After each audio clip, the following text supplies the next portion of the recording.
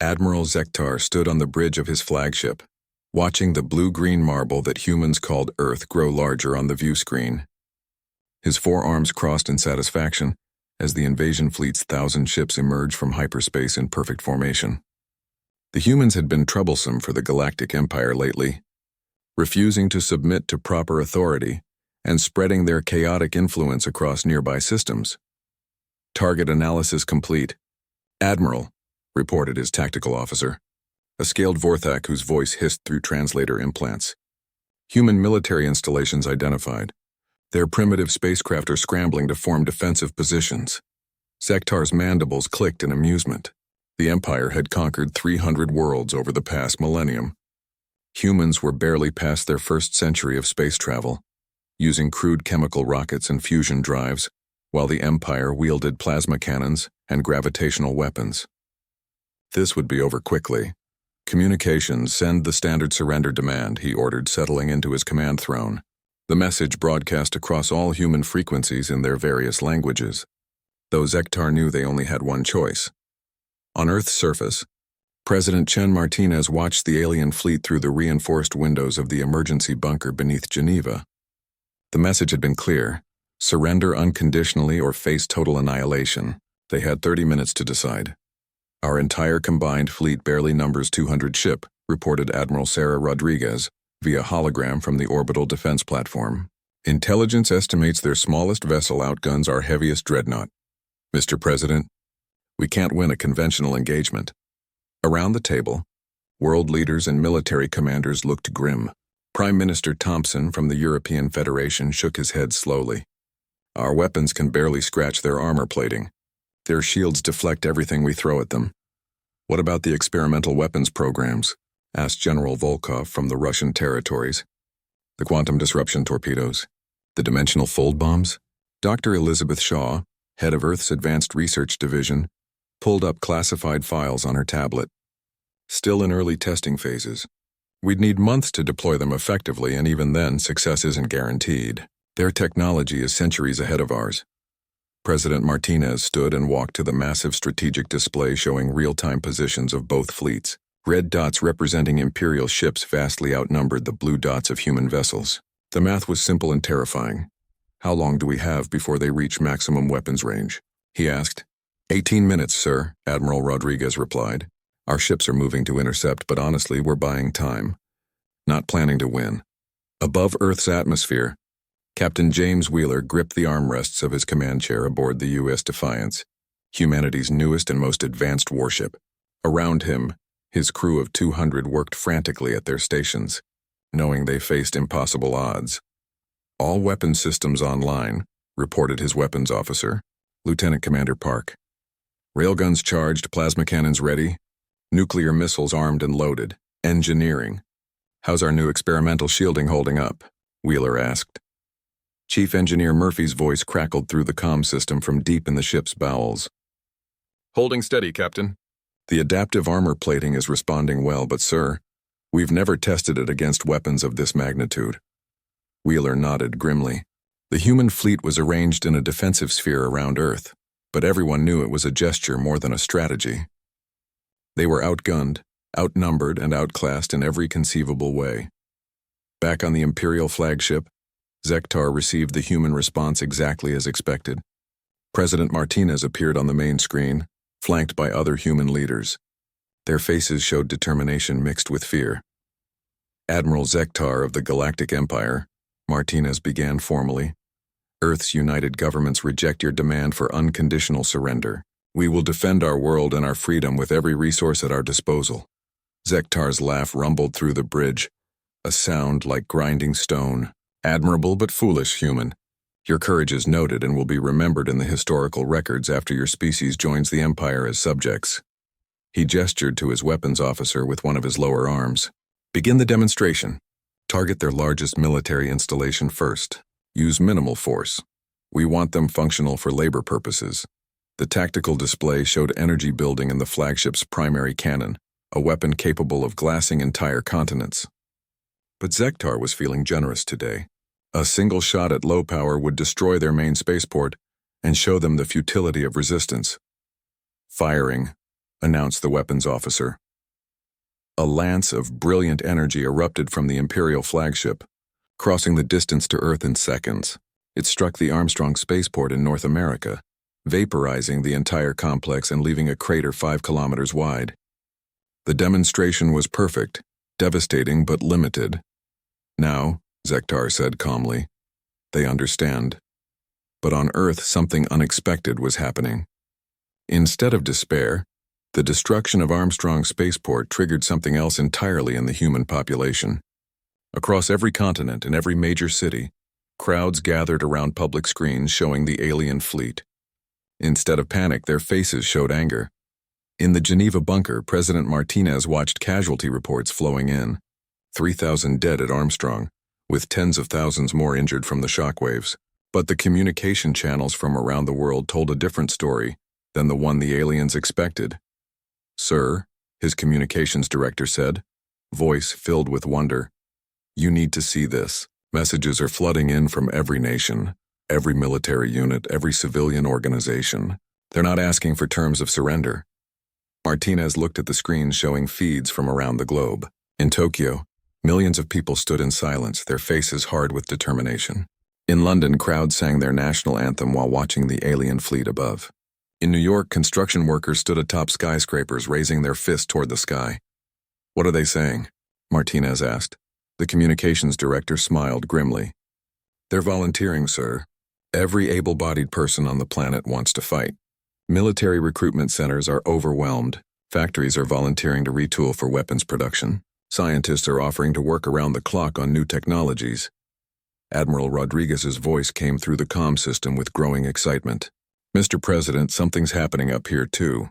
Every civilian ship in orbit is moving to join our formation. Cargo haulers, mining vessels, even pleasure craft. They're all requesting weapons and asking for targets." President Martinez felt something stir in his chest. Not hope exactly, but something fiercer.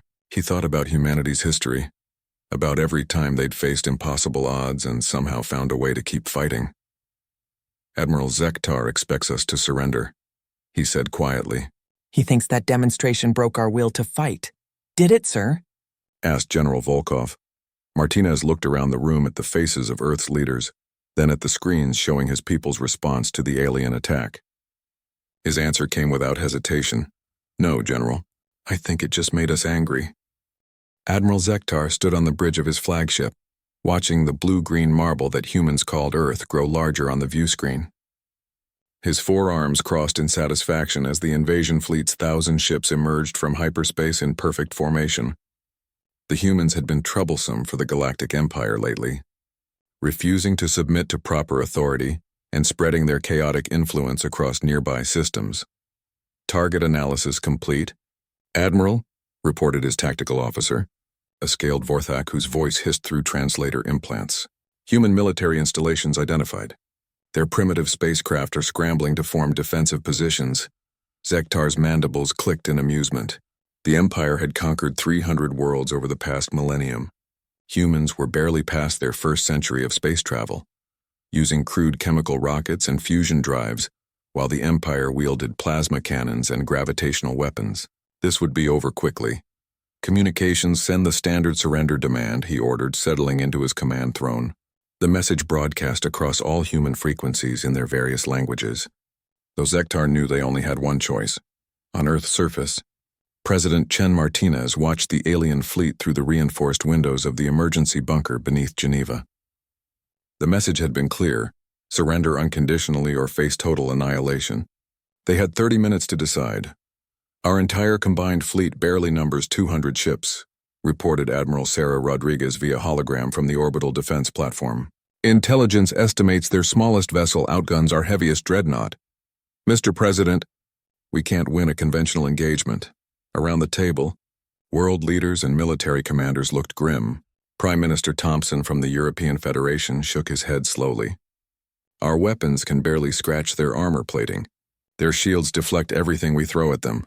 "What about the experimental weapons programs?" asked General Volkov from the Russian territories. "The quantum disruption torpedoes? The dimensional fold bombs?" Dr. Elizabeth Shaw, head of Earth's Advanced Research Division, pulled up classified files on her tablet. "Still in early testing phases. We'd need months to deploy them effectively, and even then success isn't guaranteed. Their technology is centuries ahead of ours. President Martinez stood and walked to the massive strategic display, showing real-time positions of both fleets. Red dots representing Imperial ships vastly outnumbered the blue dots of human vessels. The math was simple and terrifying. "How long do we have before they reach maximum weapons range?" he asked. 18 minutes, sir," Admiral Rodriguez replied. "Our ships are moving to intercept, but honestly, we're buying time. Not planning to win." Above Earth's atmosphere, Captain James Wheeler gripped the armrests of his command chair aboard the UES Defiance, humanity's newest and most advanced warship. Around him, his crew of 200 worked frantically at their stations, knowing they faced impossible odds. "All weapons systems online," reported his weapons officer, Lieutenant Commander Park. "Railguns charged, plasma cannons ready, nuclear missiles armed and loaded. Engineering. How's our new experimental shielding holding up?" Wheeler asked. Chief Engineer Murphy's voice crackled through the comm system from deep in the ship's bowels. "Holding steady, Captain. The adaptive armor plating is responding well, but sir, we've never tested it against weapons of this magnitude." Wheeler nodded grimly. The human fleet was arranged in a defensive sphere around Earth, but everyone knew it was a gesture more than a strategy. They were outgunned, outnumbered, and outclassed in every conceivable way. Back on the Imperial flagship, Zektar received the human response exactly as expected. President Martinez appeared on the main screen, flanked by other human leaders. Their faces showed determination mixed with fear. "Admiral Zektar of the Galactic Empire," Martinez began formally. "Earth's united governments reject your demand for unconditional surrender. We will defend our world and our freedom with every resource at our disposal." Zektar's laugh rumbled through the bridge, a sound like grinding stone. "Admirable but foolish, human. Your courage is noted and will be remembered in the historical records after your species joins the Empire as subjects." He gestured to his weapons officer with one of his lower arms. "Begin the demonstration. Target their largest military installation first. Use minimal force. We want them functional for labor purposes." The tactical display showed energy building in the flagship's primary cannon, a weapon capable of glassing entire continents. But Zektar was feeling generous today. A single shot at low power would destroy their main spaceport and show them the futility of resistance. "Firing," announced the weapons officer. A lance of brilliant energy erupted from the Imperial flagship, crossing the distance to Earth in seconds. It struck the Armstrong spaceport in North America, vaporizing the entire complex and leaving a crater 5 kilometers wide. The demonstration was perfect, devastating but limited. "Now," Zektar said calmly, "they understand." But on Earth, something unexpected was happening. Instead of despair, the destruction of Armstrong spaceport triggered something else entirely in the human population. Across every continent, in every major city, crowds gathered around public screens showing the alien fleet. Instead of panic, their faces showed anger. In the Geneva bunker, President Martinez watched casualty reports flowing in. 3,000 dead at Armstrong, with tens of thousands more injured from the shockwaves. But the communication channels from around the world told a different story than the one the aliens expected. "Sir," his communications director said, voice filled with wonder, "you need to see this. Messages are flooding in from every nation, every military unit, every civilian organization. They're not asking for terms of surrender." Martinez looked at the screens showing feeds from around the globe. In Tokyo, millions of people stood in silence, their faces hard with determination. In London, crowds sang their national anthem while watching the alien fleet above. In New York, construction workers stood atop skyscrapers, raising their fists toward the sky. "What are they saying?" Martinez asked. The communications director smiled grimly. "They're volunteering, sir. Every able-bodied person on the planet wants to fight. Military recruitment centers are overwhelmed. Factories are volunteering to retool for weapons production. Scientists are offering to work around the clock on new technologies." Admiral Rodriguez's voice came through the comm system with growing excitement. "Mr. President, something's happening up here too. Every civilian ship in orbit is moving to join our formation. Cargo haulers, mining vessels, even pleasure craft. They're all requesting weapons and asking for targets." President Martinez felt something stir in his chest. Not hope exactly, but something fiercer. He thought about humanity's history, about every time they'd faced impossible odds and somehow found a way to keep fighting. "Admiral Zektar expects us to surrender," he said quietly. "He thinks that demonstration broke our will to fight. Did it, sir?" asked General Volkov. Martinez looked around the room at the faces of Earth's leaders, then at the screen showing his people's response to the alien attack. His answer came without hesitation. "No, General. I think it just made us angry."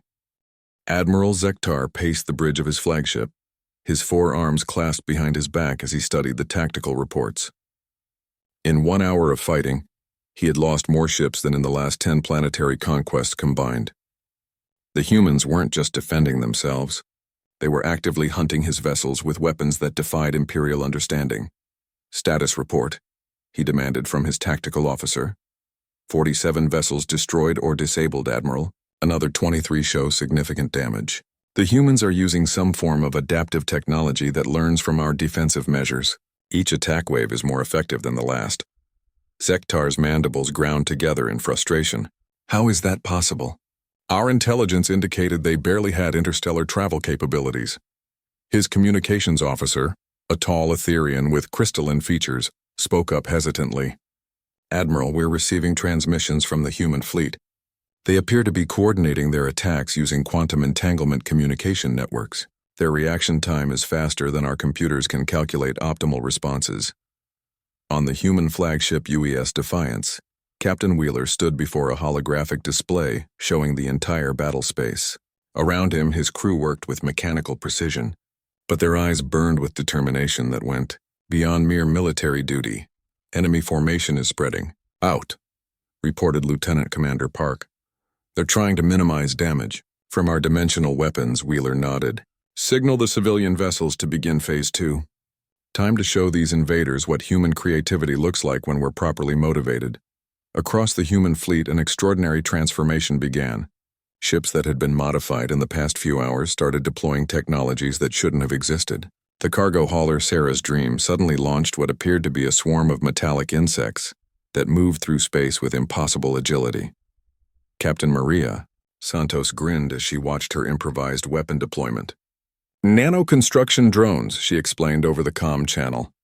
"My ship usually uses them to repair hull damage during long hauls. We just reprogrammed them to repair alien ships in a different way." The swarm of microscopic machines reached the Imperial formation and began their work.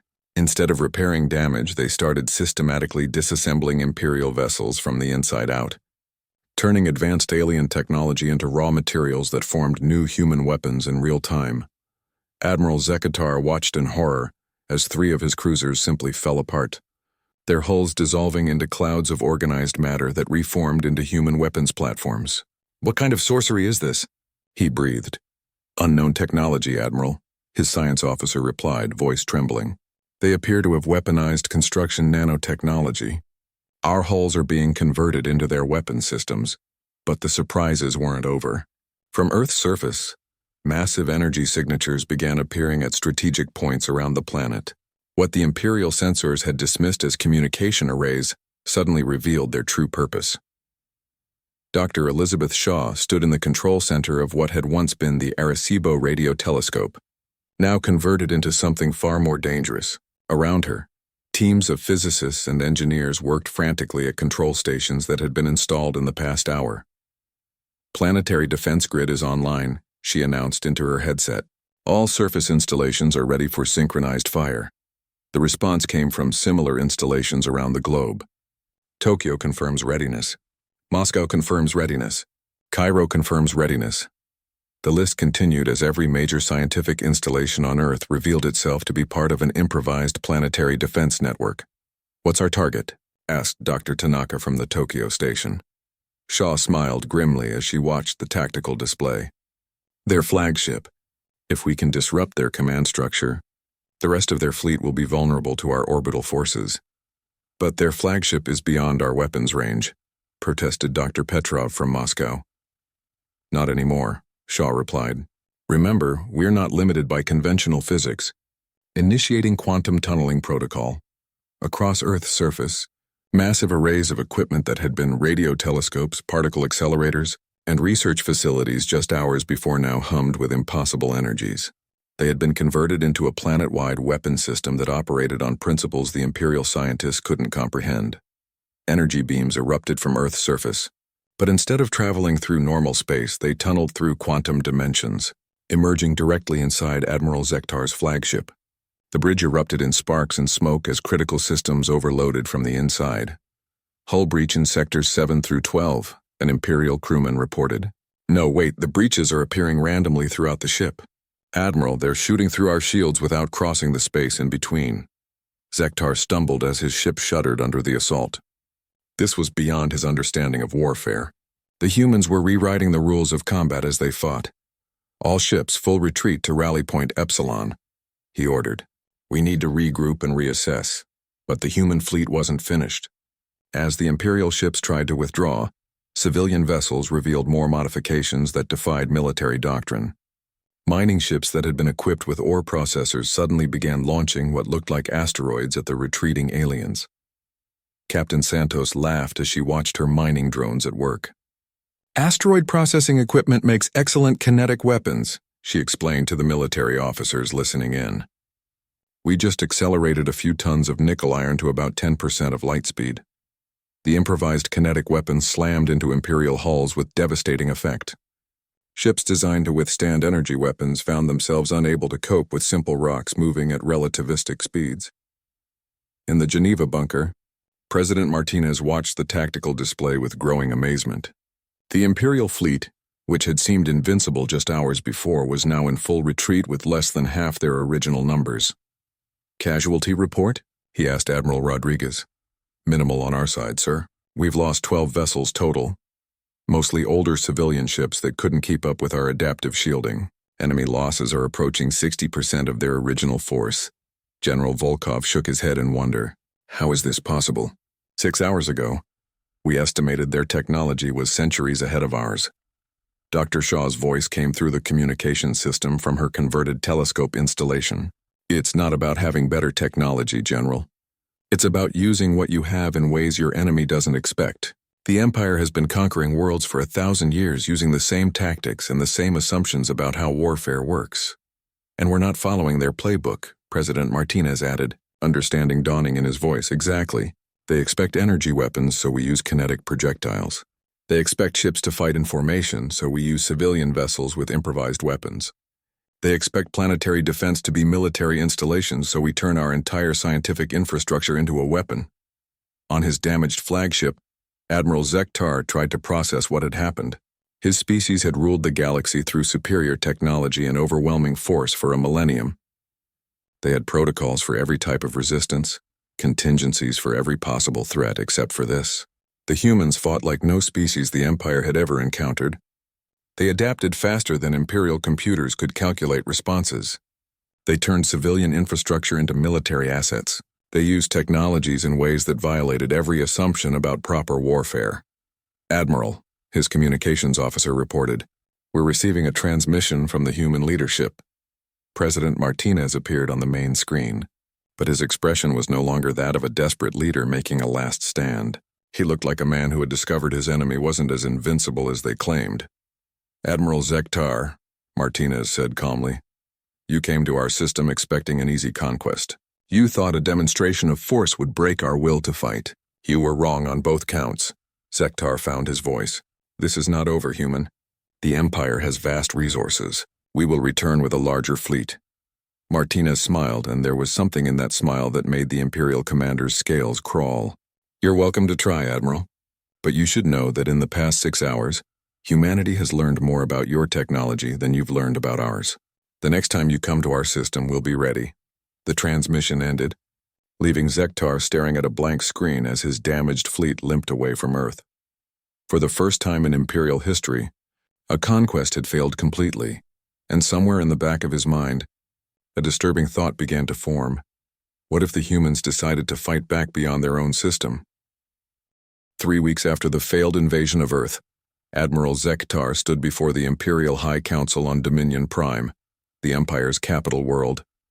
The massive chamber carved from black crystal rose hundreds of meters above him, filled with representatives from 1,000 conquered species. At the center sat the 3 eternal overlords, being so ancient and powerful that most species considered them living gods. "Explain your failure," commanded Overlord Vex Noth, its voice resonating through dimensional frequencies that made Zektar's bones ache. The Admiral straightened his shoulders, though he knew his career was likely over. The humans proved to be unlike any species we have previously encountered. Their technology, while primitive in some areas, demonstrates adaptability that our models could not predict. Adaptability. Overlord Kethmaro spoke, its crystalline form pulsing with irritation. "You lost over half your fleet to a species that has barely reached the stars. Explain this supposed adaptability."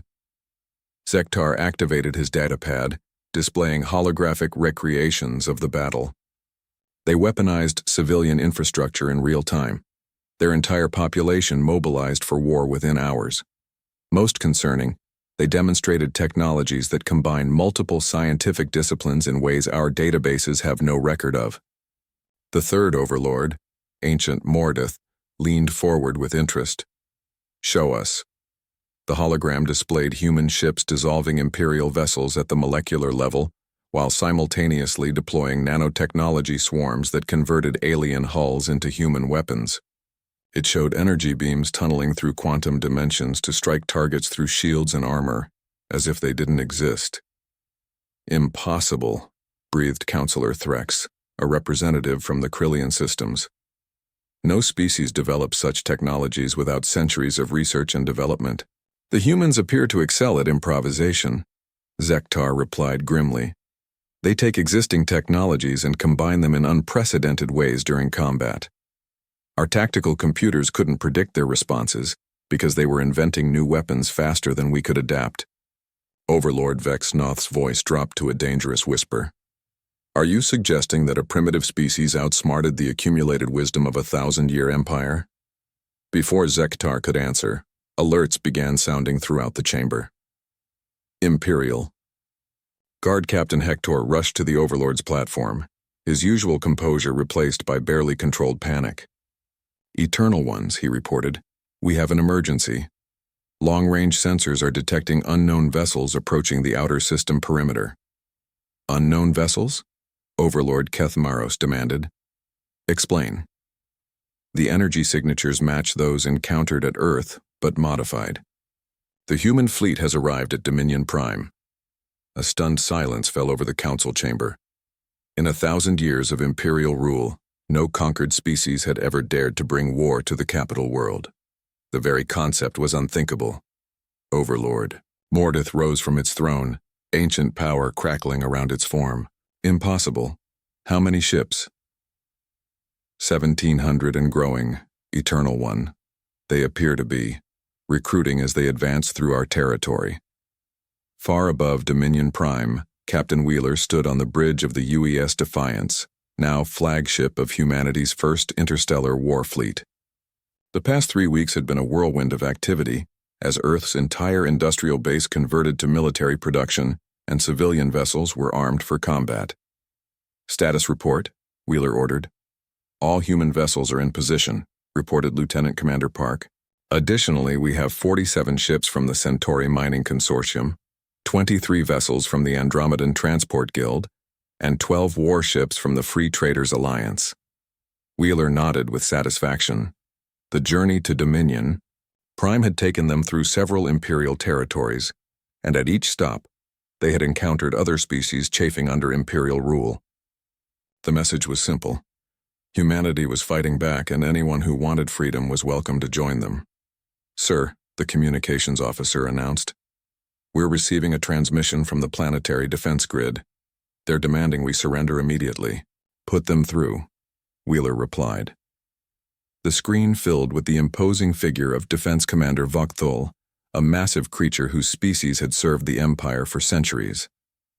"Unknown vessels, you are in violation of Imperial space. Withdraw immediately or be destroyed." Wheeler stepped forward, his expression calm but determined. "Commander, this is Captain James Wheeler of the Earth Defense Forces. We're here to discuss terms for the Empire's surrender." Vokthul's laugh was like grinding stone. "Surrender? You dare bring a handful of primitive ships to the heart of the Empire and demand surrender?" "Not just our ships, Commander," Wheeler replied. Take a closer look at your long-range sensors. On Dominion Prime's defense platforms, technicians scrambled to comply with their commander's orders. What they found made no sense. The human fleet of 1,700 ships was indeed impressive for a newly spacefaring species, but what followed behind them was unprecedented. "Commander," a technician reported with trembling voice, "long-range sensors show additional fleets approaching from 17 different vectors. Combined vessel count is approaching 50,000 ships." Vakthul stared at the displays in disbelief. "That's impossible. Where did they come from?" The answer came from Captain Wheeler, who had been monitoring their communications. When word spread that humans were fighting the Empire and winning, a lot of species decided they were tired of bending the knee. The Rigelian Republic, the Vegan Confederacy, the Sirius Liberation Front, they've all been waiting for someone to make the first move. On the planet's surface, alarms wailed across every Imperial installation. The unthinkable was happening. A rebellion on a galactic scale, led by a species that had been spacefaring for barely a century. In the council chamber, the Eternal Overlords faced a crisis unlike any in their 1,000-year reign. Reports flooded in from across the Empire as system after system declared independence and joined the growing rebellion. "The humans have done something we believed impossible," reported Intelligence Director Zareth. "They've united dozens of species against us. Our forces are outnumbered across multiple fronts." Overlord Vexnoth's fury was palpable, causing the crystal chamber to resonate with dangerous harmonics. "How did this happen? Our intelligence networks should have detected such coordination." "They didn't coordinate in advance," Zareth replied. "The humans simply acted and others followed their example. They're spreading their technologies and tactics to allied species in real time." Admiral Zektar watched the tactical displays with growing dread. The human fleet was deploying the same impossible weapons that had devastated his forces at Earth. But now they were teaching other species how to use them. Imperial ships found themselves facing quantum torpedoes from Rigelian vessels, dimensional weapons from vegan cruisers, and nanotechnology swarms from a dozen different species. "Eternal ones," Captain Hector reported. "The defense fleet is requesting permission to engage." "Granted," Overlord Kethmaros commanded. "Show these primitives what happens to those who challenge the Empire." But as the Imperial fleet moved to engage, something extraordinary happened. The human ships didn't retreat or adopt defensive positions. Instead, they advanced at full speed, leading a combined fleet that fought with the fury of the oppressed finally given hope. The battle for Dominion Prime began with the largest space engagement in galactic history, as the Empire's most powerful fleet faced an alliance of species united by humanity's example of successful resistance. Captain Wheeler watched the Imperial formation approaching and felt the weight of history on his shoulders. 3 weeks ago, Earth had been preparing to surrender to an overwhelming enemy. Now, humanity was leading a galactic rebellion that would either free countless worlds or die in the attempt. "All ships," he broadcast across the Allied fleet, "remember what we're fighting for. Not conquest, not revenge, but the simple right to live free. Today, we show the Empire that their age of domination is over." The first shots of the battle of Dominion Prime lit up space like newborn stars, marking the beginning of the end of the 1,000-year empire that had claimed this war would be over in minutes. The Battle of Dominion Prime raged for 18 hours. Turning the space around the Empire's capital into a graveyard of twisted metal and shattered dreams of galactic dominance. Captain Wheeler stood on the bridge of the UES Defiance, watching as another Imperial dreadnought broke apart under the combined assault of human quantum weapons and Rigelian plasma cannons. "Status report," he called out over the din of combat alerts. "Imperial fleet is down to 30%. Strength," Lieutenant Commander Park reported. "Our allied forces have taken heavy casualties, but morale remains high. The humans' adaptive shielding technology is being rapidly deployed across the entire fleet." Wheeler nodded grimly. The past few hours had seen humanity's greatest technological achievement: the ability to share and modify combat systems in real time across multiple species vessels. Human engineers worked alongside vegan technicians and Rigelian specialists, creating hybrid technologies that exceeded anything the Empire had encountered. "Sir," the communications officer announced. We're receiving a transmission from the Andromedan contingent. Admiral Kesthul wants to coordinate a final assault on the remaining Imperial command ships. Put him through, Wheeler ordered. The reptilian features of Admiral Kesthul appeared on screen, his scaled face bearing new scars from the battle. Captain Wheeler, my people have waited 3 centuries for this moment.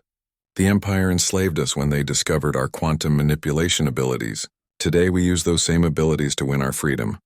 What do you have in mind, Admiral? Wheeler asked. A quantum dimensional cascade, Kesthul replied. My ships can create a localized space-time distortion around the remaining Imperial vessels.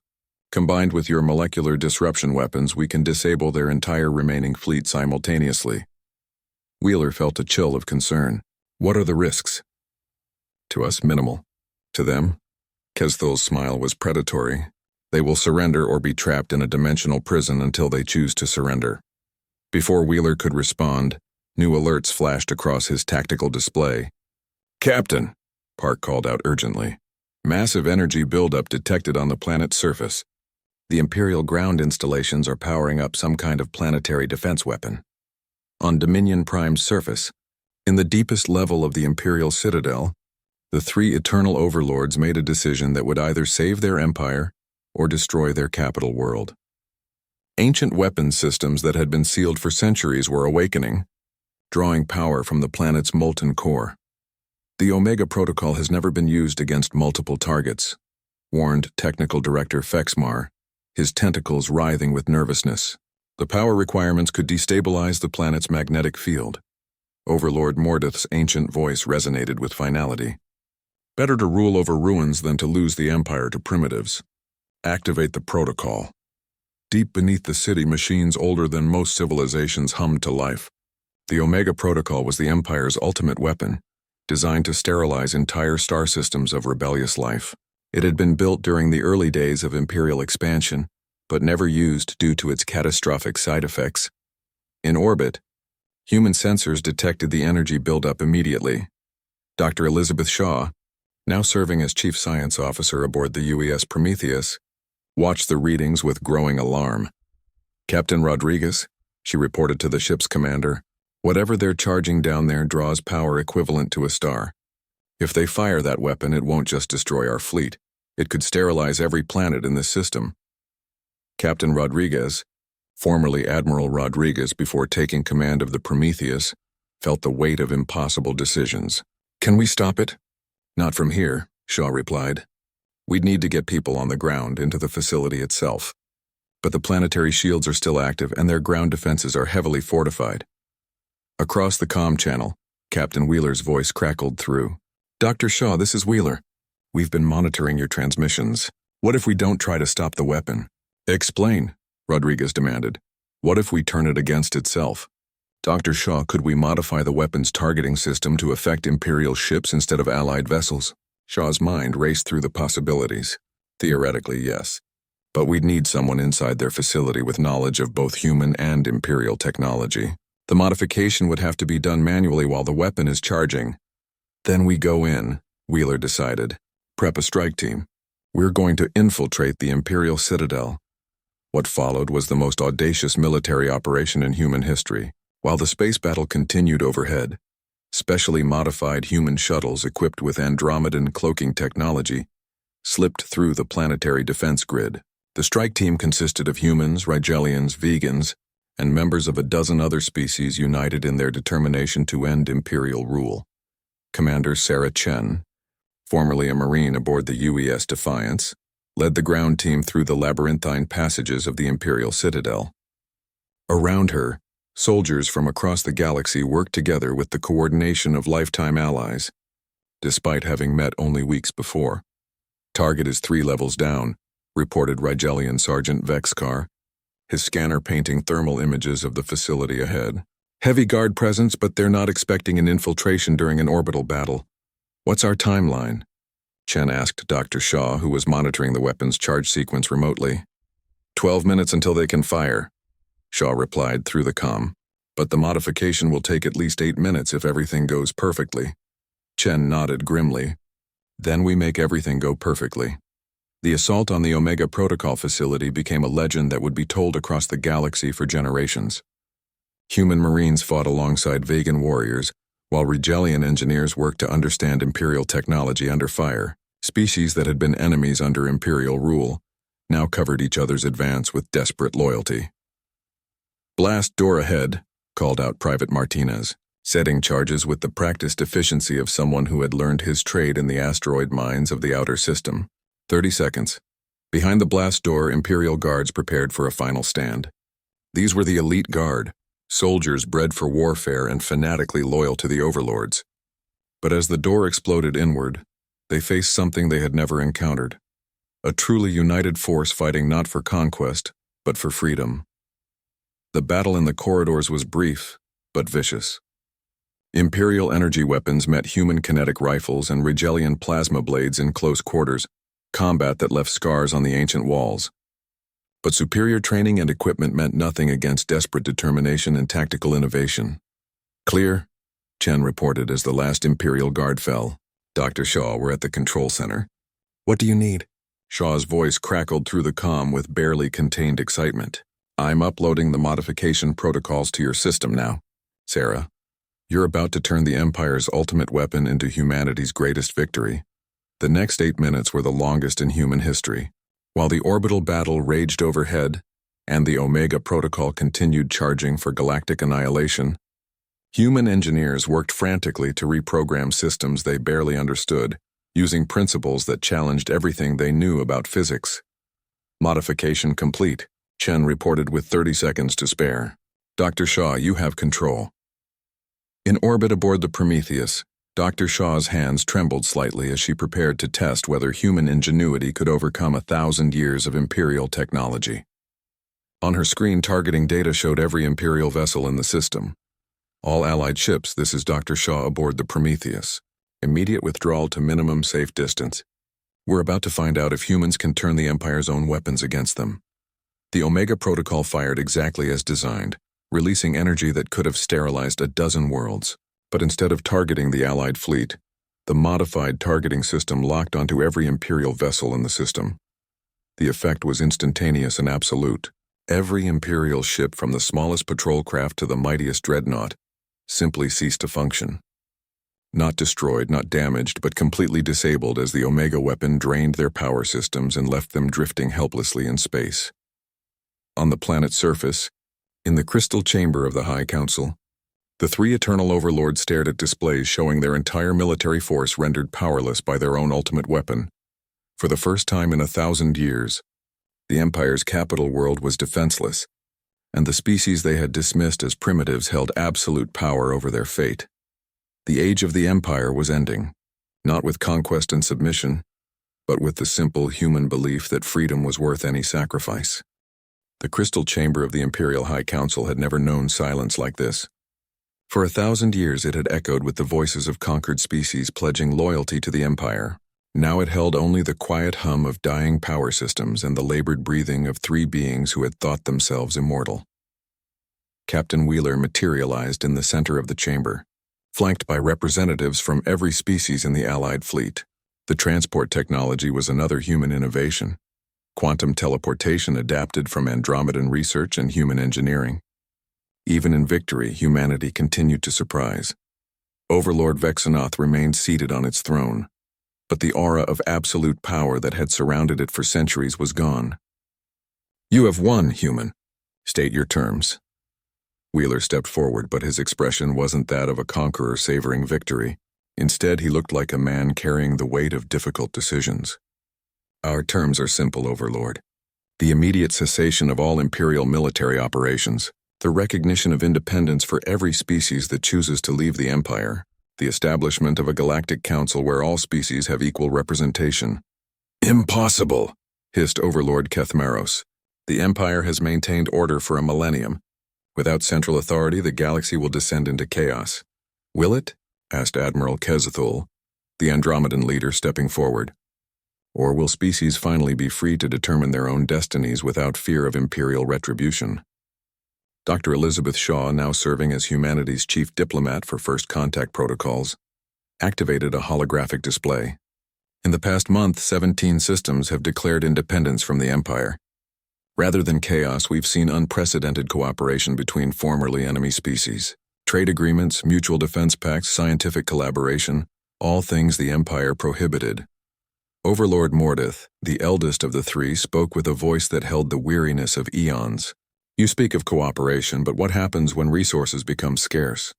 When territorial disputes arise? The Empire prevents wars by preventing the conditions that cause them. By enslaving everyone equally. Commander Sarah Chen had joined the group after securing the Omega Protocol facility. Her voice carried the anger of every species that had suffered under Imperial rule. By stealing resources from conquered worlds to maintain your capital. By forbidding technological development that might threaten your control. Wheeler held up his hand, stopping Chen's words before they could escalate. This isn't about revenge, Commander. It's about building something better. He turned back to the overlords. We're not here to destroy the Empire completely. We're here to transform it. Your administrative experience, your knowledge of galactic governance, these things have value. But the age of ruling through fear and overwhelming force is over. What are you proposing? Vexnoth asked. Shaw stepped forward, her diplomatic training evident in her calm demeanor. A transition period. The Empire becomes a voluntary confederation. Species can choose to remain as members with full voting rights, or they can pursue independence with guaranteed protection from aggression. Your worlds, your people. They get the same choice as everyone else. The three overlords exchanged glances that spoke of centuries of shared rule and the weight of impossible decisions. Finally, Mordeth spoke. And if we refuse these terms? Wheeler's response was quiet but carried absolute certainty. Then every world in the Empire learns that you preferred to see the galaxy burn rather than give up absolute power. How long do you think your rule would last then? For the first time in their existence, the Eternal Overlords faced a choice without the option of using force to avoid consequences. Around them, the crystal chambers' walls displayed real-time communications from across the Empire as world after world declared independence or demanded the right to vote on their future. The Vegan systems have just announced their withdrawal from the Empire, reported Captain Hector, who had remained loyal despite his fleet's destruction. The Rigelian Republic is demanding representation in any new government. 12 core worlds are requesting immediate humanitarian aid from the Allied forces. Overlord Kethmeros turned to study the displays. Humanitarian aid? From our enemies? Not enemies, Wheeler corrected. Allies in building something better. Dr. Shaw, show them the relief operations. The holographic display shifted to show human medical ships, working alongside Rigelian supply vessels to provide aid to worlds that had been strip-mined for Imperial resources. Former enemies were sharing technology and resources to help repair damage caused by centuries of Imperial exploitation. This is what cooperation looks like, Shaw explained. Humans developed medical nanotechnology. Rigelians provided manufacturing capabilities. Andromedans offered transport systems. In 2 weeks, we've begun healing wounds that took the Empire centuries to create. Overlord Vexnoth rose from its throne, moving to stand before the massive view screen that showed the galaxy beyond. Hundreds of worlds were lighting up with communication signals as species reached out to each other for the first time in centuries without Imperial oversight.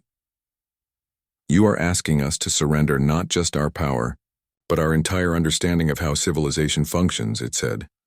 No, Wheeler replied. We're asking you to help us build a civilization that functions better. Your species conquered the galaxy once. Imagine what you could accomplish if you used that energy to create instead of control. The chamber fell silent as the three overlords contemplated a future they had never imagined. Outside, the Allied fleet waited in orbit, ready to enforce whatever decision was made. But they weren't occupying Dominion Prime like conquerors. They were protecting it like guardians, ensuring that whatever came next would be chosen freely rather than imposed by force.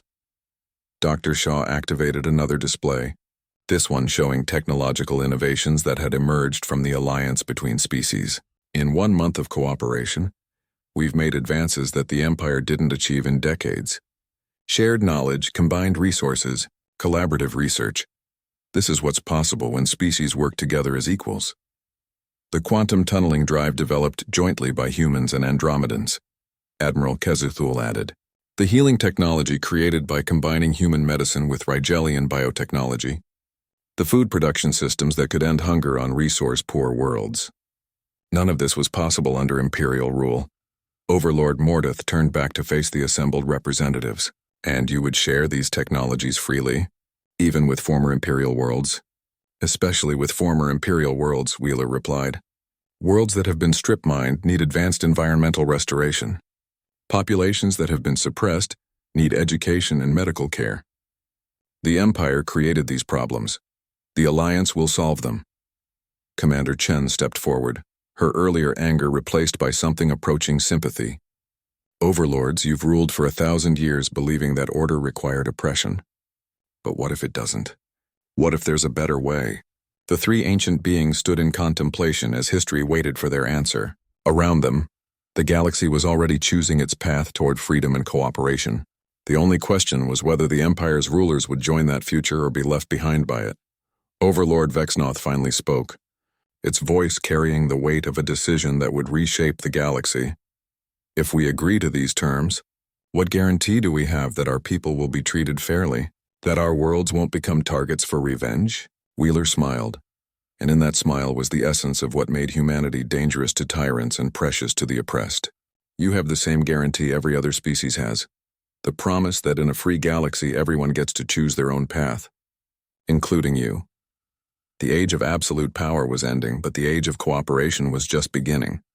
1 year after the Battle of Dominion Prime, Captain Wheeler stood in the observation deck of the newly constructed Galactic Council station, watching ships from hundreds of worlds dock at the massive orbital facility. The station itself was a marvel of cooperative engineering, human structural designs reinforced with Rigelian metallurgy, powered by Andromedan quantum cores, and managed by AI systems developed through the combined knowledge of 17 different species. Hard to believe, isn't it? Dr. Elizabeth Shaw joined him at the view screen, her new title as Director of Interspecies Relations, still feeling strange after a year of diplomatic work. A year ago, most of these species had never spoken to each other. Now they're building a new civilization together. Wheeler nodded, watching a massive Vegan cargo hauler docking next to a sleek Rigelian diplomatic vessel. Any word from Earth on the latest expansion proposals? President Martinez approved the Outer Rim Development Project yesterday, Shaw replied. 300 worlds that want to join the Galactic Alliance but need infrastructure support. Earth's industrial consortiums are already organizing supply chains with our allied species. The transformation had been remarkable. When the Empire fell, many predicted chaos and war as former subjects fought over resources and territory. Instead, the opposite had happened. Species that had been isolated under Imperial rule discovered the benefits of cooperation, trade, and shared knowledge. Status report from the former Imperial core worlds? Wheeler asked. Shaw consulted her datapad. Better than expected. Dominion Prime has become the center of the new Democratic Council. The former overlords have been surprisingly effective as senior advisors, once they adjusted to not having absolute power. It had been the greatest surprise of the transition. The three eternal overlords, faced with the choice between exile and cooperation, had chosen to serve the new galactic government as elected representatives from their own species. Their centuries of administrative experience proved invaluable in managing the complex task of transforming an empire into a democracy. Captain Wheeler to the council chamber came an announcement through the station's communication system. The opening ceremony is about to begin. Wheeler and Shaw made their way through corridors filled with beings from across the galaxy. Humans walked alongside Rigelians, Andromedans, vegans, and dozens of other species, all working together to build the future they had fought for. The council chamber was a vast amphitheater designed to accommodate the physical needs of hundreds of different species. Atmospheric zones, gravity fields, and even temporal flow adjustments ensured that every representative could participate fully in galactic governance. At the center of the chamber, a holographic display showed the current state of the galaxy. Green sectors indicated worlds that had joined the Galactic Alliance freely. Blue sectors showed independent systems that maintained friendly relations. Yellow areas represented regions still in transition from imperial rule to self-governance. Remarkably, there were no red sectors indicating conflict or war. Former Overlord Mordeth, now representing the Dominion species in the Democratic Council, stood to address the assembly. Its ancient voice had lost none of its power, but the tone had changed from command to invitation. "Fellow representatives," it began, "1 year ago this chamber hosted the final session of the Imperial High Council. Today, it opens as the first session of the Galactic Democratic Alliance. The difference is not merely in name, but in fundamental purpose." The chamber fell silent as the being that had once ruled absolute spoke about transformation and growth. The Empire believed that order required submission, that peace required fear, that progress required central control. We were wrong. This past year has shown us that freedom breeds innovation, that cooperation surpasses domination, and that diversity of thought creates solutions no single species could imagine. Admiral Kezathul of the Andromedan Confederation rose to speak next. "When humans first arrived in our space, they brought something we had forgotten existed: hope. Not hope for conquest or revenge, but hope for something better. Today, that hope has become reality." He gestured to the displays showing Alliance activities across the galaxy. 17 new medical treatments developed through interspecies cooperation. 43 worlds restored from environmental damage using shared technology. Trade agreements that have increased prosperity for every participating system, and not a single war between Alliance members. President Chen Martinez appeared via quantum communication link from Earth, her image projected into the chamber with perfect clarity. When Admiral Zektar arrived at Earth claiming the Empire would win in minutes, he was wrong about everything except the timeline. The old Empire did end quickly, not through conquest, but through the simple realization that there was a better way to live. She paused, looking out at the assembled representatives. "But this alliance isn't the end of our journey. It's the beginning. We have the tools to end hunger, to heal damaged worlds, to explore the mysteries of the universe together. The question isn't whether we can build a better galaxy, it's how quickly we can make it happen." Dr. Shaw stood to present the yearly progress report, her voice carrying pride in humanity's greatest achievement. "In the past 12 months, the Galactic Alliance has accomplished more than the Empire achieved in its final century. We've established trade relationships between former enemies, created the first interspecies university system, and begun the largest environmental restoration project in galactic history." The statistics were staggering. 37 imperial worlds had been restored to ecological health. Hunger had been eliminated on 15 systems through advanced agricultural technology sharing. Life expectancy had increased across Alliance worlds as medical knowledge spread freely between species. "But our greatest achievement," Shaw continued, "isn't measured in statistics. It's the fact that for the first time in 1,000 years, every species in this galaxy has the right to choose its own destiny." Captain Wheeler found himself thinking about Admiral Zektar, who now served as a military advisor to the Alliance fleet. The former Imperial commander had become one of the most effective voices for peaceful exploration, his experience with the old ways making him a powerful advocate for the new. The Empire claimed victory in minutes, Wheeler thought to himself. But humanity took something more valuable. We took the future.